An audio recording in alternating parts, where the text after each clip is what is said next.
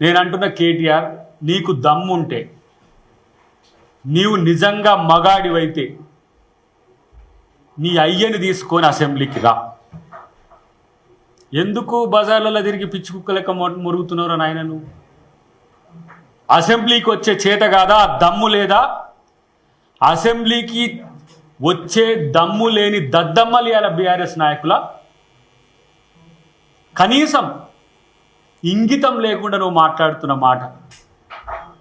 ఇలా అభివృద్ధి గురించి, సంక్షేమం గురించి మాట్లాడతారు మా పెద్దలు. రామ్మోహన్ రెడ్డి గారు మాట్లాడతారు, మా ఎన్ఎం గారు మాట్లాడతారు, మా కవంపల్లి మాట్లాడతారు. మీకు సిగ్గు లజ్జ ఉందా? మీకు మీ మీ బతుకులకేమైనా? మీ వాదా ఏంది? మొట్టమొదటిసారి తెలంగాణ సమాజాన్నే కాదు, తెలుగు సమాజాన్నే కాదు, ఈ దేశాన్ని మోసం చేసిన దరిద్రులు మీరు. దళితుడిని ముఖ్యమంత్రి చేస్తా అన్న దద్దమ్మలు మీరు. దళితుడిని ఎందుకు చెయ్యలేదో కూడా చెప్పలేని, ఇప్పటికి కూడా చెప్పలేని పరిస్థితిలో మీరు ఉన్నారు. మీరు కమిట్మెంట్ గురించి, కన్విక్షన్ గురించి మాట్లాడుతున్నారు. రేవంత్ రెడ్డి గారు అనే పేరు చెప్పంగానే నిద్ర లేచి గడగడ వణుక్కుంటా పిచ్చిలు లేచిన ఒక ఏమంటారు కోతులు లెక్క ఈరోజు మీరు తయారైన పరిస్థితి. రేవంత్ రెడ్డి మీ అయ్యను పాతాళంలోకి తొక్కి ఈరోజు ఈ రాష్ట్రానికి ముఖ్యమంత్రి అయిండు. ఏమనుకుంటున్నారు రేవంత్ రెడ్డి అంటే? మెయ్యని అడుగు, నీకు తెలియదు. ఇంకా మెయ్యకు నిద్ర లేని రాత్రులు ఉన్నాయి కదా, అవి తెచ్చింది రేవంత్ రెడ్డి. నీ పేరెందుకు చెప్పిండ్రా బాబు మా ముఖ్యమంత్రి గారు? అసలు నీ పేరు ఎత్తాల్సింది లేకుండా పిచ్చుకుక్క పేరు. ఆడ మోడీని, ఈడ కేసీఆర్ నన్ను కూడా మధ్యన నీ పేరు వచ్చినందుకు రాష్ట్రం ఇది ఇంత సమస్యల్లోకి వచ్చింది. ఏంది అసలు? ఇష్యూను నాన్ ఇష్యూను ఇష్యూ చేసుకుంటూ దీన్ని పెద్ద పొడింగి లెక్క మాట్లాడుతున్నారు. ఇలా కేటీఆర్ నీకు దమ్ము లేదు అని ఎందుకు చెప్తున్నాం అంటే, అసెంబ్లీకి ఎందుకు రాలేకపోతున్నావు? ఆయన ఏమనంటే మైకులు కట్ చేస్తాను అంటున్నాడు. మైకులు కట్ చేసేది పిచ్చి కూతలు కూస్తే గిట్లనే. అసెంబ్లీకి ఎందుకు రాకు నువ్వు అంటే, ఒక గంట పోయి మాట్లాడటానికి ఇలా ఏ విధంగా మాట్లాడుతున్నావో తెలంగాణ ప్రజలందరూ కూడా చూస్తున్న పరిస్థితి. నేను అంటున్నా, నిజంగా చెప్పాలంటే ఈరోజు తెలిసింది నువ్వు ఒక బచ్చాగాడివని. రాజనీతిలో బచ్చాగాడివి, ఒక లుచ్చాగాడివి. ఎందుకు ఆ మాట అనాల్సి వస్తుందంటే, కనీసం తరీకా, ఒక ప్రజాప్రతినిధి, ఒక పార్టీకి వర్కింగ్ ప్రెసిడెంట్ అంటే ఎట్లా ఉండాలనో కనీసం ఆ తరీకా తెలియనికి సన్నాసి లెక్క నిన్ను చూడాల్సిన పరిస్థితి వచ్చింది. నిన్ను నీ ప్రెస్ మీట్కు స్పందించాలంటే తిట్ల దండకం మేము ముందటేసుకొని తిట్లది తీసుకోవాల్సి వస్తున్నది. ఇప్పుడు పుస్తకాన్ని రెఫర్ చేయాల్సి వస్తున్నది.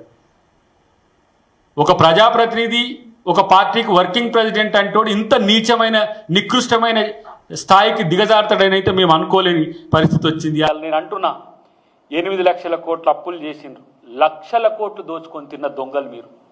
లక్షల కోట్లు దోచుకున్న వాటితోనే ఇప్పుడు ఎగురుతున్నారు మీరు.